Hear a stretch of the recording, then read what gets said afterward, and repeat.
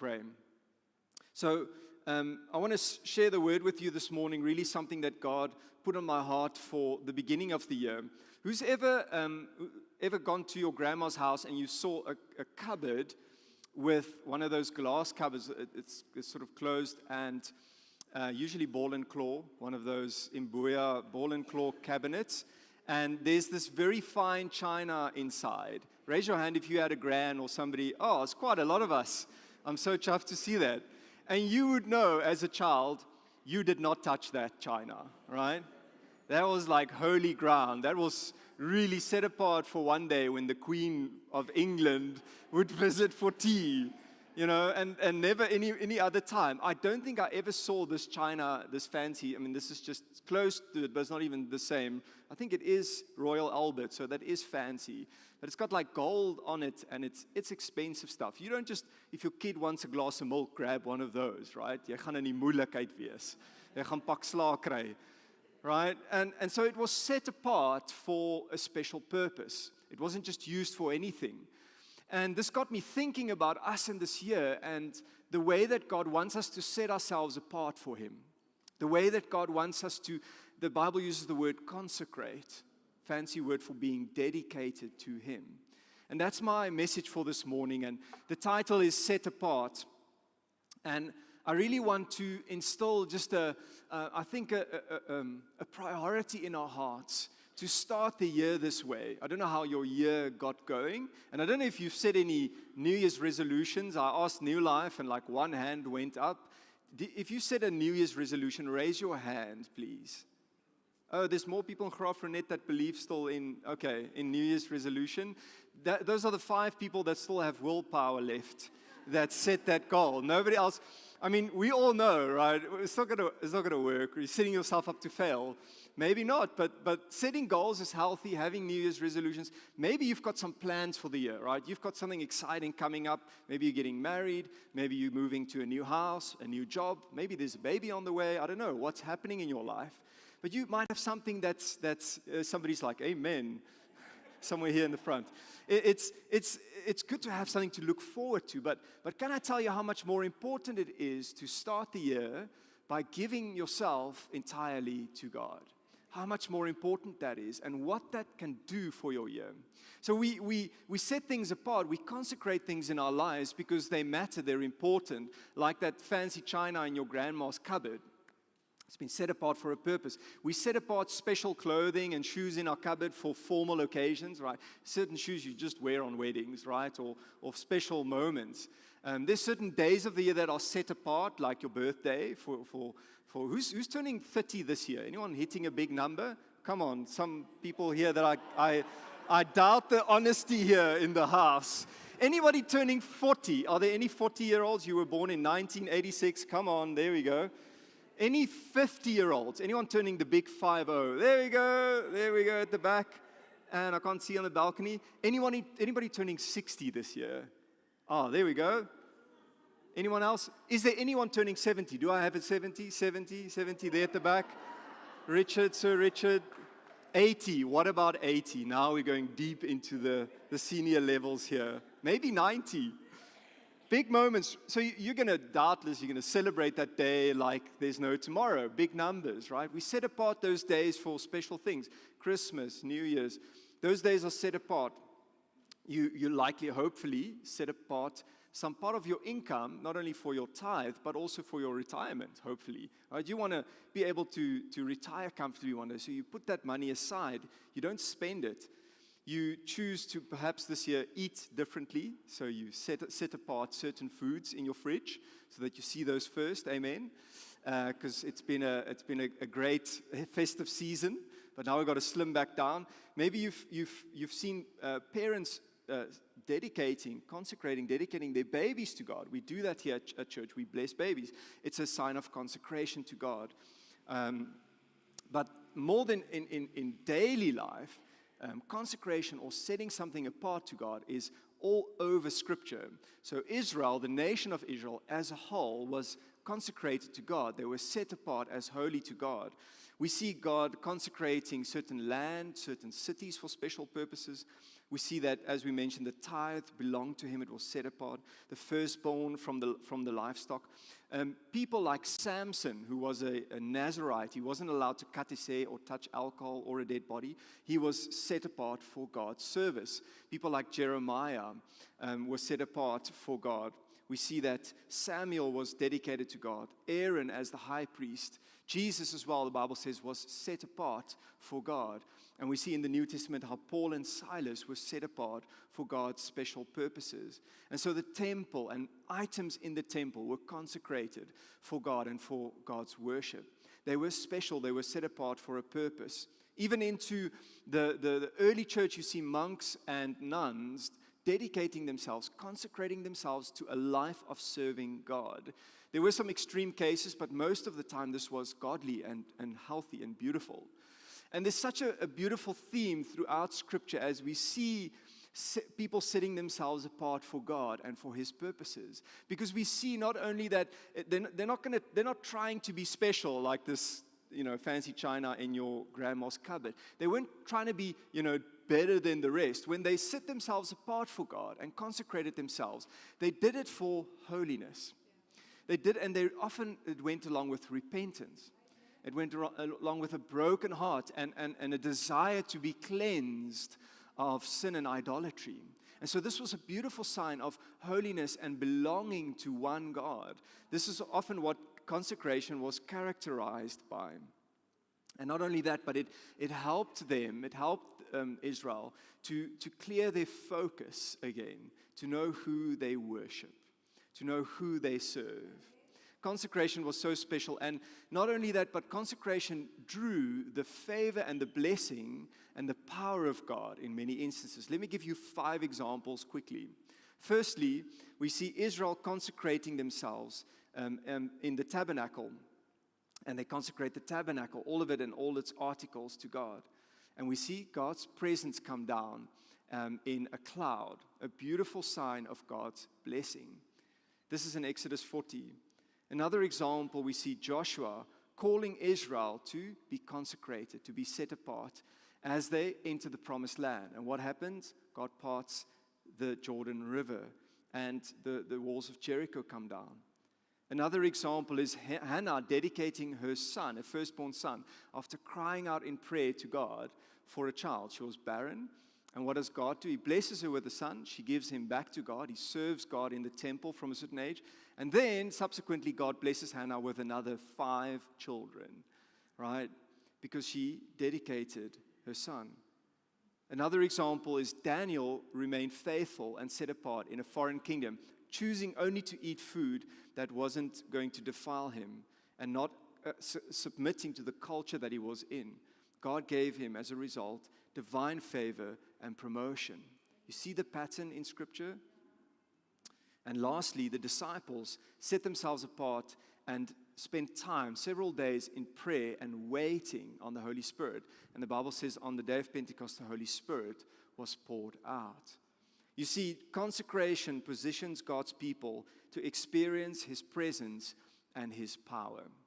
When we set ourselves apart for Him and for what He wants and for His purposes for our lives, entirely, we begin to experience His favor, we begin to experience His blessing. This is not us twisting God's arm, saying, hey God, I'm going to do this, and then you better bless me. That's not what it's about. It's about humility. It's about humility, and we know that the Scripture says that God gives grace to the humble. He resists the proud, but He gives grace to the humble. It's about humbling our hearts, coming with broken hearts here at the beginning of the year. It's a finite amount of time. We have a limited amount of activities, and we want to say, God, within this block of time, we wish to consecrate ourselves. We wish to humble ourselves. We wish to cleanse ourselves so that you can be first in our lives. And as a result of that, God can bless. As a result of that, His presence and His power become more real in our lives. This principle is so true all over Scripture, but not only that, is when we consecrate ourselves, when we set ourselves apart for God, it sends a clear message to the enemy and the world that we are no longer available. And I think that's really important, especially at the beginning of the year. And this is another point you can write down. Wholehearted dedication can stand against enemy attack. Conversely, the opposite is also true. Half-hearted dedication means that you are likely going to be vulnerable to the enemy. If you think about exercise, I like using that as an example all the time because it's so part of us, so similar to our spiritual walk. If I wake up or if I go to bed at night and I think to myself, I think I'll wake up tomorrow morning and go do park run or something. But then I kind of I set my alarm, like it starts at 7, so I'll make it 6:30, But I haven't done anything. I haven't put my shoes out, nothing. Guess what happens the next morning? Snooze, right? I am not doing park run. Half-hearted commitment. Guess what happened? The flesh wins, right? But on the other hand, if I've dedicated myself, I put my shoes out, I've prepared myself, I've devoted myself, I know what I'm going to wear, I know what time I'm going to wake up, I'm going to get up an hour early, I'm going to go and run, park run. Guess what? The next morning I wake up, I see my tackies. I go, okay, I've committed to this. Something shifts. Something happens when we dedicate, when we set ourselves apart. When I used to study, when I was younger, I studied theology, and I would often, because I would study remotely, I didn't have a lot of people around me to keep me accountable. And when I was half-hearted about my studies, my computer games always won. And that's how it is. The flesh will always draw, right? Gravity will always win. There will always be something easier. There will always be a lower road, a more comfortable option. There will always be a draw from the enemy. There will always be temptation. When we are half-hearted, we are vulnerable to those things. But when we are wholehearted in our dedication to God, we can stand against those things. Not that we're impervious, not that we're going to be, unstoppable, but we're going to definitely have an edge. And we see this in Scripture. Here are 4 things, 4 areas that we need to dedicate to God, in which we need to set ourselves apart. Are you ready? Kind of this group is ready. How about you guys? Are you ready? Great. And up on the balcony?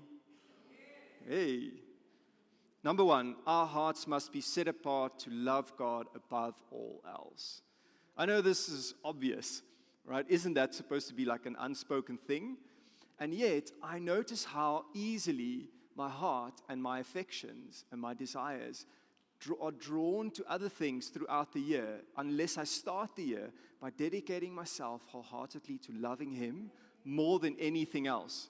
More than making money, more than achieving some success or hitting some target, more than being, in the best shape of my life or getting your best grades or performing great at sport or, starting that new business or whatever that may be. More than anything else in your life to say, God, I want to love you above all else.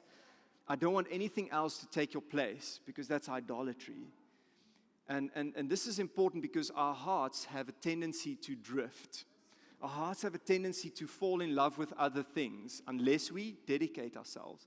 In fact, the Bible says in Proverbs 4:23 that you got to guard your heart above all else, because everything you do flows from it. It's the wellspring of life. It's what you live from. And so, make sure that this part of you, your affections, your desires, your passions, are first and foremost consecrated, set apart to Him only. Make that decision this year. In fact, Jesus says this so well in Matthew 22, verse 37 to 40. He says, you must love the Lord your God with all your heart, with all your soul, and all your mind. This is the first and greatest command, and the second is equally important. Love your neighbor as yourself. The entire law and all the demands of the prophets are based on these 2 commandments. Isn't that awesome? You can look at the Old Testament, the law and the prophets, a big part of your Bible. Most of it, in fact, is that. He says you can distill it down. If you had to summarize it, this is what it would come down, is that you seek God, passionately love God with your heart, with your soul, with your mind. Another gospel says all your strength, that every part of you is dedicated wholeheartedly to Him and to loving others. Equally important. He says you can summarize it with that. And that's our first part that we must dedicate ourselves, is our hearts. The second thing we must dedicate is our time must be set apart for God's purposes. You likely already have a calendar if you've got anything going on. You've already got a calendar in your life, and it's probably full of stuff. If you have kids at school, they will help you fill that calendar, okay? So in case you didn't know, there's lots of stuff coming your way. If you haven't checked yet, it's already been planned out. Your year's been set out. All the teachers know.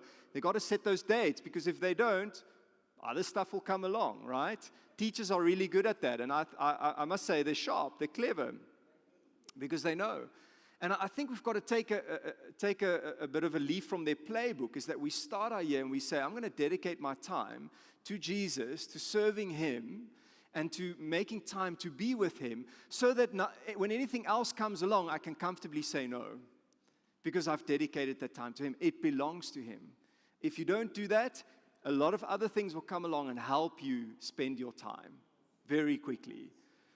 And we are often so overloaded in our schedules and so overly busy that there hardly remains time for us just to be with God. And can I call you to a higher level this year? Can I challenge you? Can I charge you to enter the presence of God first thing in your day? To make time to be with Him. Or maybe that's before you go to bed, whatever works. But take time to be in His presence. Take time to speak with Him, to pray, to be in His Word. Dedicate that time, set that apart. Say, that time is precious. Nothing else is going to touch that. It doesn't get used for something else. I don't check my phone. I'm not going to scroll through my messages. I'm not going to check my email. I'm not going to answer a phone call. That can wait. I'm not going to rush off to do something else. It's precious to Him. I've set it apart. Set your time apart. Moses prayed this prayer in Psalm 90, verse 12, one of the few things that Moses says in the Psalms. He says, so teach us to number our days, that we may get a heart of wisdom.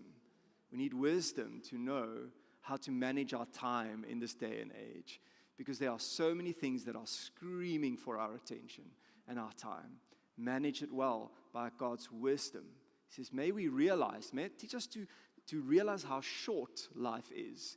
You get 24 hours in a day, every single one of us, not a single hour more. No matter how special you think you are, how efficient you think you are, you don't get a minute or a second more. Every single day, 24 hours. But it's up to you how you spend that time. Dedicate your time to Him. And then our finances must be set apart for God's work. Setting aside that tithe at the beginning of the month, setting aside that amount of money that we give to Him, that belongs to Him, is a sign of consecration. It's a sign of honoring God. Before anything else can touch that money, because you know there's going to be things that's going to come along. There's going to be other people that will help you spend that money, right? Your kids are going to need stuff, schools, everything else along the way. Dedicate that to God and watch Him take care of the rest. Watch Him sort out the rest. In fact, this principle is so clear in Scripture. Paul says this to the church in Corinth. He says, on the first day of each week, I guess that would have been Sunday maybe, you should each put aside a portion of the money you have earned. So he says, set that apart. Don't touch it. Don't spend it. Don't use it for anything else. Set it apart for me. The tithe, as Leviticus 30 says, is holy to God. Don't waste it on something. It is precious. In Afrikaans, dit is kosbaar. And then, number 4, lastly, our bodies must be set apart for God's glory. All 4 of those things that I've just mentioned, your heart, right, your time, your finances, and your body, those are things the enemy wants desperately. The devil wants those things. He wants your affections. He wants your heart. He'd rather have you worship idols, right? He wants you to waste your time. It may not look like sin. He just wants you to waste it, to not be a good steward. Same is true for your finances. Wants you to waste it, wants you to misuse it and even worship it if he can. But if he can just get you to waste it, then he's won. And lastly, he wants your body to be an object of sin.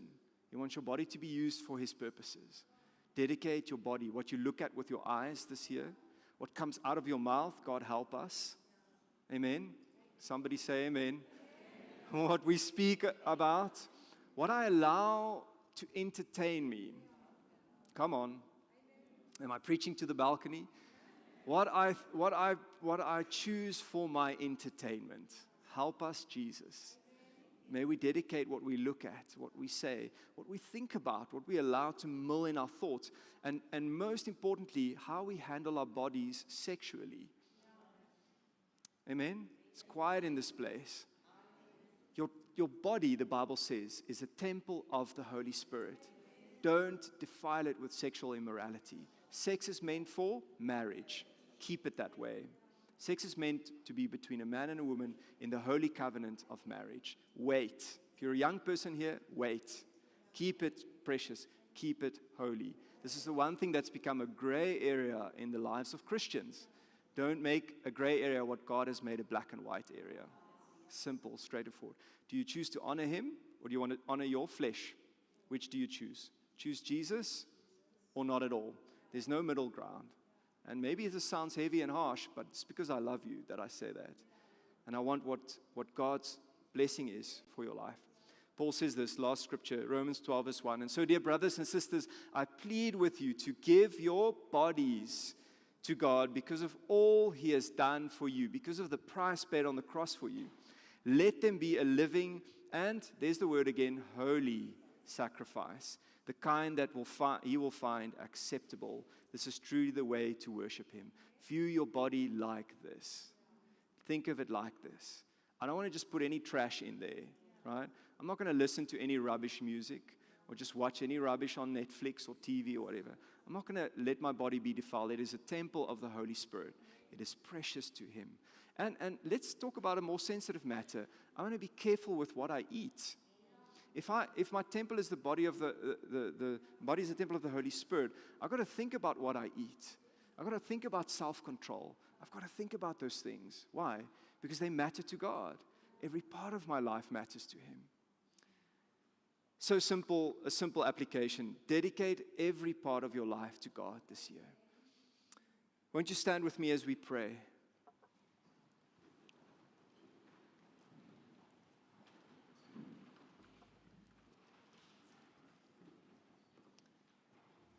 As we close the service and as you see that application on the screen, you can just start by dedicating, one of those things, your heart, your time, your finances, your body. Or maybe there's something else that you need to dedicate to God, your business dealings. Your business dealings. Maybe there's your schoolwork you need to dedicate to him, because it's not about your accolades after all, right? Your sporting achievements, your buff, super ripped, sculpted body that you're going to have this year.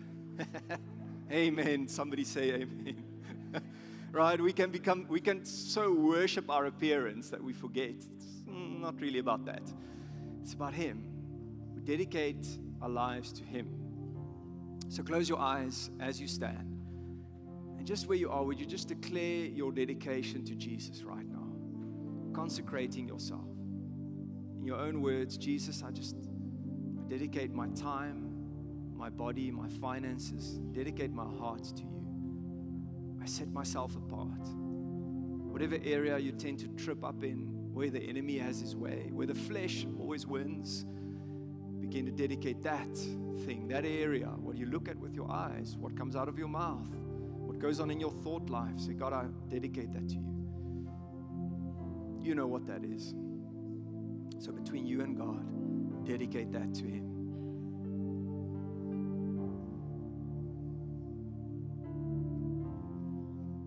God, we stand before you, a holy God. You call us to holiness. And so like the Israelites, we consecrate ourselves. As they were about to cross the Jordan River, as we cross into the new year, we consecrate ourselves for you. Would you just raise your hands in this place and just say, God, I consecrate myself to you. I set myself apart for you. I dedicate myself for you. You are worth it because of all that you've done for me. I'm all in, like that song says. Everything belongs to you. Jesus, thank you that we can experience your blessing, your presence, your power, and your favor in our lives as we consecrate ourselves. As we consecrate our hearts to you, may we love you more than anything else this year.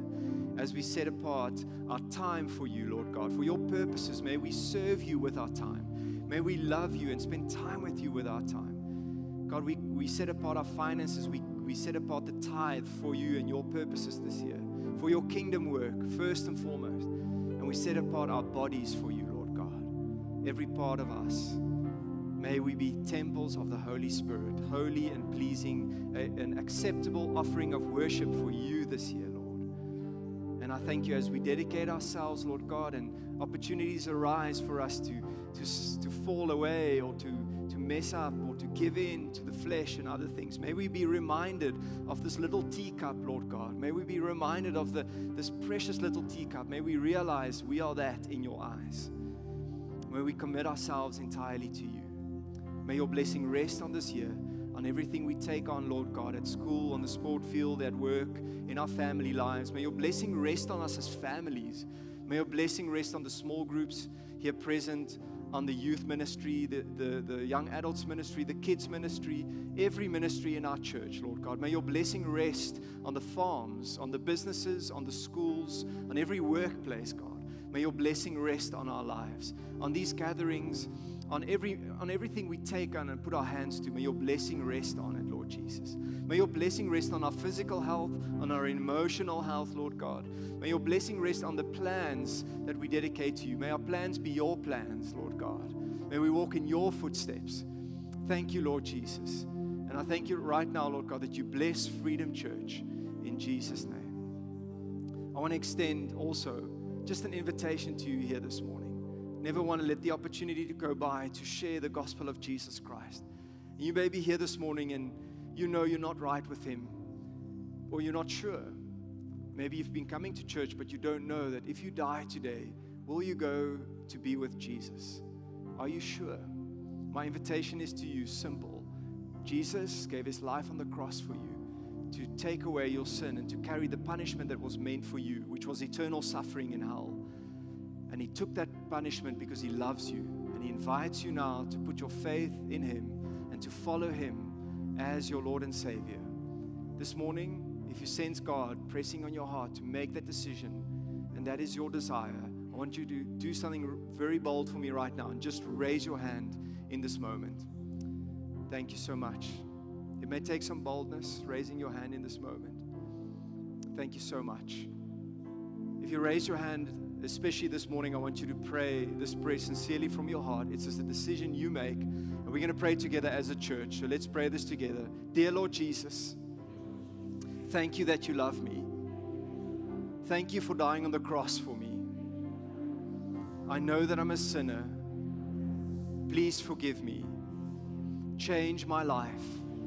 Make me a new person. I give myself to you. I make you my Lord and Savior. Fill me with your Holy Spirit and teach me to follow you. Thank you that I can be your child, that I am forgiven. In Jesus' name, amen. Amen. Well, heaven celebrates with you if you raise your hand this morning. It's so, so important. The angels celebrate, and God is so, so pleased with the decision you made. Putting your faith in Jesus, the most important decision you will ever make. And I want to encourage you and give you some resources to get you on your journey. Don't run off yet, guys. Just take a moment. And in every chair pocket, there's this I have decided card. Take a minute, complete that, and at the info desk, there'll be a friendly person handing you a You Said Yes booklet. It's a little devotional booklet to get you started on your journey.